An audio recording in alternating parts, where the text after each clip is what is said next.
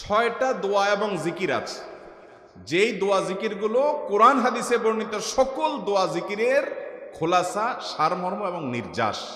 এই ছয়টাকে যদি কোনো মুসলমান নিয়মিত আঁকড়ে ধরে, তাহলে কোরআন এবং হাদিসের যত দোয়া এবং জিকির আছে কেমন যেন তার নির্যাসটা নিয়মিত সে আমল করলো। বলবো সেগুলা।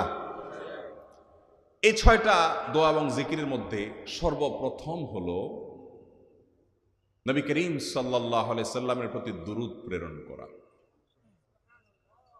নবীজি সাল্লাল্লাহু আলাইহি সাল্লামের প্রতি দুরূদ প্রেরণ করার আমল এরকম আমল, আপনি যদি সারা দিনে শুধুমাত্র নবীজির প্রতি দুরূদ প্রেরণ করার আমলটাই জিকির হিসাবে সবচেয়ে বেশি করেন, দোয়া হিসাবে যদি এটাই আপনি সারাদিন করতে থাকেন, তো আপনার জন্য যথেষ্ট হবে, আল্লাহর কাছে আর কিছু না চাইলেও চলবে।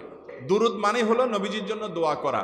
ভাই, আল্লাহ তার হাবিবকে রহম করবেন, আপনার আমার দোয়ার দিকে আল্লাহর তাকানোর কোনো ঠেকা আছে?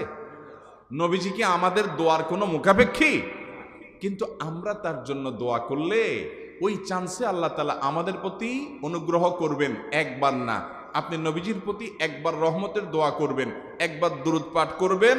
মান সাল্লা আলাইয়া মাররাতান সাল্লাল্লাহু আলাইহি আশারা, নবীজি সাল্লাল্লাহু আলাইহি সাল্লাম বলেছেন, একবার আমার জন্য তোমরা দোয়া করলে, আমার প্রতি দুরূদ পাঠ করলে, আল্লাহ তাআলা তোমাদের জীবনে 10 বার 10 জায়গায় 10 টাইমস তোমাদের উপরে আল্লাহ তাআলা অনুগ্রহ করবেন।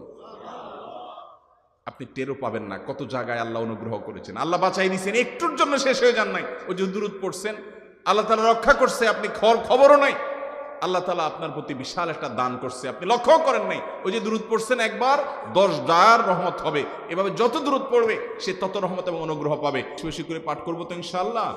সবচেয়ে শ্রেষ্ঠ দুরূদ, সবচেয়ে উত্তম দুরূদ হলো দুরূদ ইব্রাহিম, যেটা নামাজে পড়েন। আর সবচেয়ে সংক্ষিপ্ত দুরূদ হলো সাল্লাল্লাহু আলাইহি ওয়াসাল্লাম। এছাড়া নবীজির প্রতি দোয়ামূলক যে কোনো দুরূদই আল্লাহর কাছে গ্রহণযোগ্য হতে পারে, যদি দুরূদের অর্থের মধ্যে, কথা বলার মধ্যে খারাপ কিছু না থাকে। 6টা দোয়া হলো কোরআন হাদিসের শত শত সহস্র দোয়ার নির্যাস এবং খোলাসা। তার 1 নম্বর হলো দুরূদের আমল। করবো না বেশি বেশি ইনশাআল্লাহ। আমার জীবনে বহুবার এমন হয়েছে, বহুবার এমন এমন বিপদ যে দেয়ালে পিঠ ঠেকে গেছে, এখান থেকে উদ্ধারের কোনো পথ আর চোখের সামনে দেখা যাচ্ছে না। আমি এই আমলটি, এর পাশাপাশি ইস্তেগফারের আমল, যেটা 2 নম্বরে বলবো আমি, এই দুটি আমল কন্টিনিউয়াসলি করে গেছে, হরদম প্রতি নিঃশ্বাসে নিঃশ্বাসে। বাস টয়লেটের টাইম বাদে বাকি ফুল টাইম